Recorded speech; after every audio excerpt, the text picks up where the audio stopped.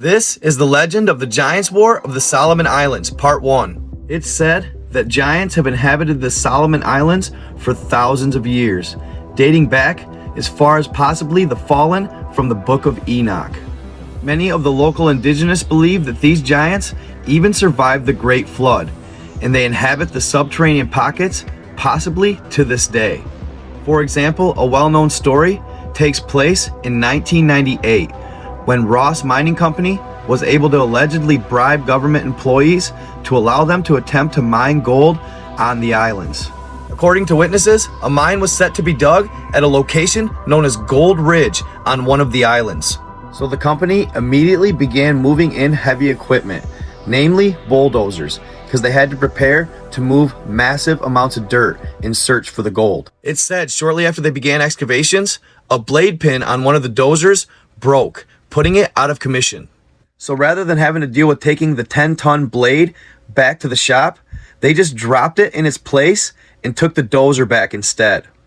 But what Ross Mining Company apparently didn't know was that the zone that they were mining actually butted up to lands inhabited by the giants.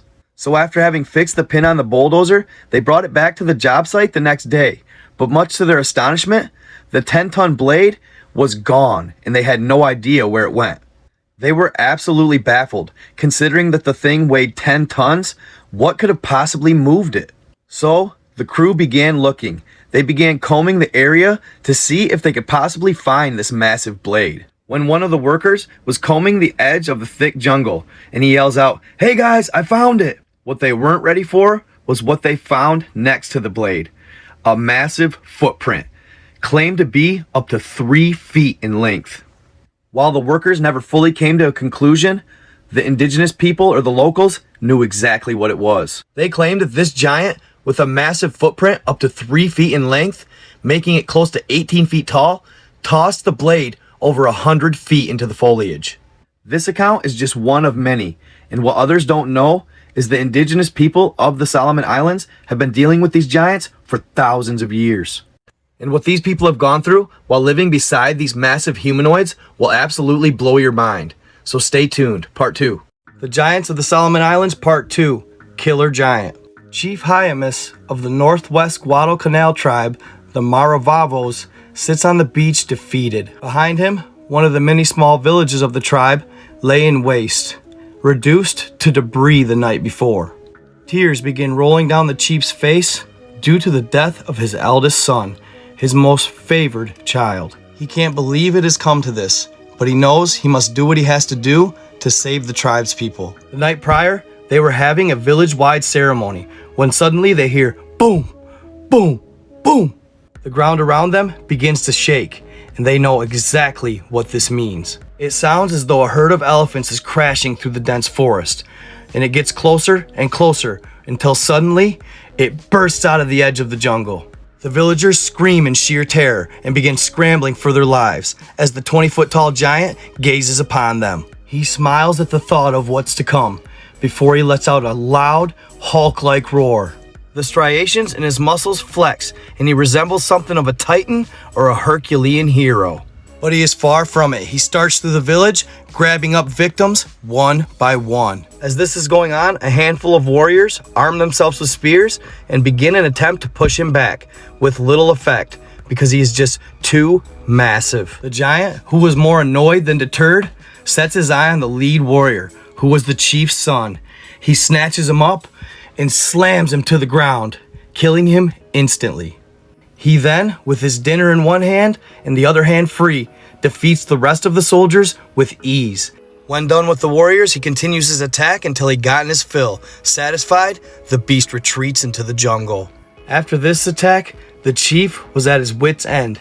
He didn't know what to do. He'd been fighting this beast for months, and they cannot seem to defeat him. Countless warriors, countless villagers sacrificed. They tried their hardest to hold their ground, but they couldn't. They simply had to go.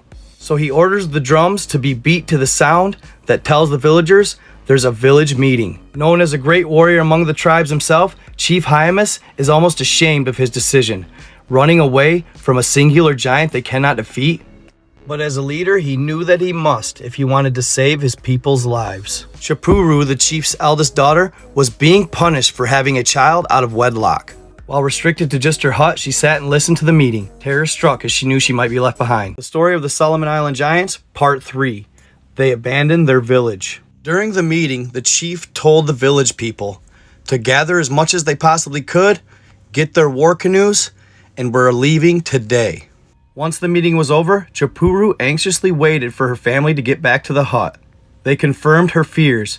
They began packing their things and loading them onto their war canoe. As they were doing this, Chapuru cordially approached her mother and asked whether or not she'd be able to go with them when they left. Her reply was, "I don't know. You'll have to ask your father. It's up to him." The rest of the tribe, along with their canoes, had already departed. The chief's was the very last one. Chapuru's siblings were loading the final items and getting ready to shove off when she ran down the beach and approached her father. She respectfully asked him, "Father, am I to come also?" with a look of absolute fear in her eyes. Her father's reply, "No, you cannot come. There is no room for you, and you have broken our laws, so you must stay. The giant can have you. Let that be your punishment." And with that, her family shoved off, and she watched as the canoe disappeared around the corner. She broke down and cried in despair. Her tribe and her family abandoned her. She's in utter disbelief. But as darkness falls, she remembers that the giant will return to look for more victims. And just as she was deciding what to do, she heard it. Boom, boom, boom. The massive beast blasts out of the edge of the jungle and looks for the villagers, but much to his surprise, they are all gone. Knowing that there's no point in running because the giant's speed and agility far surpassed that of a human's, Chapuru laid down and played dead, waiting for the giant to take her. Through squinting eyes, she watched as the giant spotted her and began to approach. She held her breath, hoping to God he didn't figure out she was alive. Once he got to her, he kneeled down and began smelling her, looking for rotten flesh. And there was something he obviously did not like, because he went back to the jungle and started looking for bamboo so he could sharpen it and cut away the spoiled meat. When the beast was out of sight, she got up and began running as fast as she could. She ran like she has never ran before, to put as much distance between her and the giant as physically possible. Under the cover of darkness, she made her way towards southwest Guadalcanal. It said she ran for 2 days and 2 nights in fear that the monster was tracking her, which apparently they're really good at. Eventually finding shelter and passing out. After this series, I'll share the source I used for these stories. For next, Solomon Island Giants, Part 4, The Twins' Revenge. When she woke up the next morning, Chapuru felt she put enough distance between her and the giant, so she began looking for some sort of shelter. She walked for a few more miles south, but knew she was getting close to the other tribes, but didn't want to run into them in fear of them putting her to death because of her unwedded condition being with child. Eventually, she'd find a cave behind a small waterfall. She often seen passing canoes go by, but hid from them in fear of her condition. So she went on basically living in the jungle by herself, taking care of herself. She made vegetable gardens, fished, hunted to satisfy her ever-increasing appetite. Months later, she would birth 2 boys, twins. So with virtually no help, this girl lived on her own, birthed herself, took care of her twins with zero family support or tribe support. For the next few years, she raised her boys, taught them how to hunt, fish, and eventually they grew up and were able to help her take care of each other. So years later, the twins were now in adolescence, and she had been sharing the stories of her heritage, sadly, with them. As they grew into their teenage years, Masi and Konda saw the sadness on their mother's face.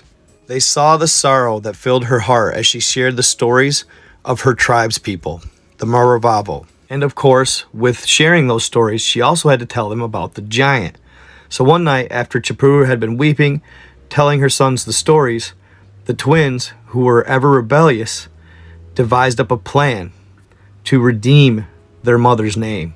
They decided they'd go back to northwest Guadalcanal, where her old tribe was, seek out the giant that had caused all of this mayhem and avenge their mother. So after agreeing on their plan, Masi and Konda went to sleep. The next morning, when they woke up, they told their mother they were going on an adventure and they'd be back by dinner. But they never came back. That evening, the twins weren't home for dinner.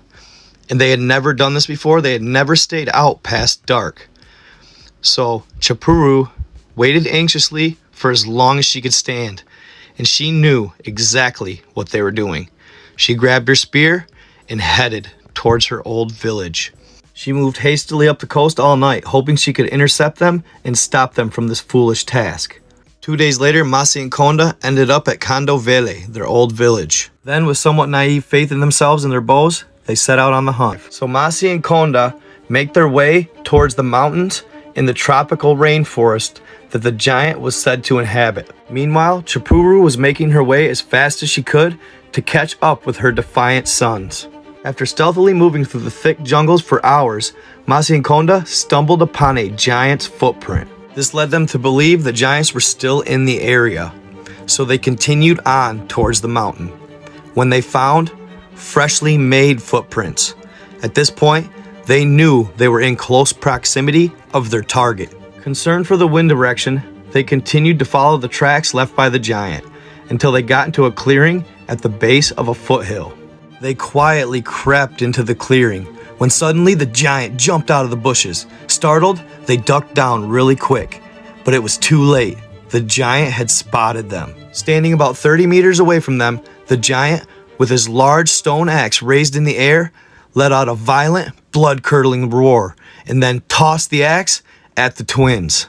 Seeing the axe hurtling towards them, the twins separated, and the axe went right between them, hitting a tree behind them and toppling it over instantly. As they split, Masi and Konda swiftly reached for their bows and pulled them out, smooth and easy, calm and collected. To them, it seemed like time had slowed down, but in reality, they were very quick with their movements. They knocked an arrow, drew back, and shot at the giant, both of their arrows piercing it in the chest. It stopped in its tracks. The giant pulled the arrows out. Now he was angry. He raged and started heading towards them once again, when Masi pulled another arrow out, shot it, and hit the giant directly in the eye. When Konda saw this, he got a little jealous, so he knocked up an arrow real quick and hit the giant in the other eye, rendering it blind. The beast cried out in pain, while the brothers, eagerly jostling with each other, began shooting one arrow after another at the heart of the beast. The giant stood motionless for a few seconds and then fell over with a loud thud. He was dead, and they cautiously approached, firing a few more arrows for good measure. When they realized he was dead, they shouted for joy. The twins never had any doubt in their mind they were going to successfully kill this giant that had caused so much pain for their mother and her tribe. So as evidence, they cut off the giant's head and went back to the old village where their mother was waiting for them. As they approached their mother, they raised the head of the giant. "Mother, look, look!" With this, she boiled over. Chapuru, enraged at her disobedient sons, goes over to a tree, breaks off a switch, and begins whipping them, cursing them for being so defiant. The boys the entire time were trying to plead their case as they had killed the beast, but their mother didn't care. She was angry. But once her anger subsided, she couldn't believe what they accomplished. She was so excited they finally killed the beast that caused her so much turmoil. So the old Maravavo tribe with Chief Hymas actually moved to another island across the way. They could still actually see their old village. So the boys climbed up with the giant's head to the top of a coconut tree and lit it ablaze. As they were eating breakfast the next morning, getting ready to head back home, they saw a canoe come around the corner with 40 or so warriors on board. Their grandfather, the chief, saw the smoke and sent warriors to investigate. They found Chapuru and the twins with the giant having been killed. Startled, the twins grabbed their weapons and get ready to go to war. This was the first time they had ever seen another human. Chapuru, quickly recognizing that they were her fellow tribesmen, told the twins to wait and greeted them as they made it to shore, explaining what had took place. They were actually very joyous to see Chapuru alive, as they had kind of forgotten about her assuming the giant had had his way with her. She told the story of her warrior sons as they approached, arrows ready, still weary of the tribesmen. They couldn't believe what they were hearing. They quickly went back to the island where the chief was and told them the story. Deeply saddened by the way he treated Chipuru, he called the village elders to a meeting. Chipuru eagerly waited at the old village for her people, and they came back, rejoiced, embracing her with open arms. Her father was the first to step off the canoe, and with tears of joy, they hugged. That night, they held festivities, pigs were slaughtered, and they sacrificed for the ancestral gods. Masi and Konda were given wives and large parcels of land. They later fought off a western headhunting tribe successfully, and they went down in history as some of the greatest warriors of their tribe. Chipuru never remarried. The chief had passed away and made Masi the new chief. Chipuru passed away in the late 19th century. They buried her at a village that is now named after her. Masi and Konda lived till a ripe old age, and they are now buried in their old village. And if you go to the islands and ask any local, they will know this story. It still rings throughout history. And that's just one of the many stories of the Solomon Island Giants. I will continue. Hope you enjoyed. All right, y'all. So this is the book that I found these stories in. Very unique, very interesting. So Marius Borean wrote the book, and they were his first-hand accounts of his experiences on the Solomon Islands. Now, Gareth Owen published it. Gareth Owen worked for some magazine company, and he kept coming across Marius's stories, and at first wrote them off as outlandish and far-fetched, but for some reason they kept calling him. So eventually he contacted Marius, and he did go to the Solomon Islands himself. They were going to go to all these sacred grounds that the giants supposedly were from, and hopefully maybe film them or something like that. This was like mid-90s. So they didn't even make it quite a year because one of their colleagues unfortunately caught a rare, or I don't know about caught, but just got diagnosed with a rare form of cancer. So unfortunately this cut the trip short, and they all had to leave, and they were never able to go back. But they were able to hear a lot of amazing stories from the tribes and Marius himself. So Marius, at the age of 35, saw no future for himself in Australia. He was kind of down in the dumps, lost a couple loves, and just didn't really feel that he had a purpose. So he grabbed his atlas and opened it, and it had circled, and with an arrow at it, 1,000 islands here. His mother had written it when he was younger. So he instantly knew the Solomon Islands is where he was going. So he packed up his things, had enough money at the time, headed out. Little did he know this would take him on an adventure that he absolutely was not expecting. He hires a regular taxi driver named Big John, who is tied into the tribes. He was a local. He introduced him, and which is rare for a white man. And eventually he would meet his wife and get more entrenched into the tribal world. As I said, this is rare for a white man, but he's a good guy. They took a liking to him quick, and they began sharing their legends and lore with him. And he was absolutely mind blown. So this book he tried to get out to the world, but really didn't get much traction. Needless to say, he saw a lot of resistance, but that was a different time. I feel today there couldn't be a better time to share this with the world. But you know the deal, for entertainment purposes only.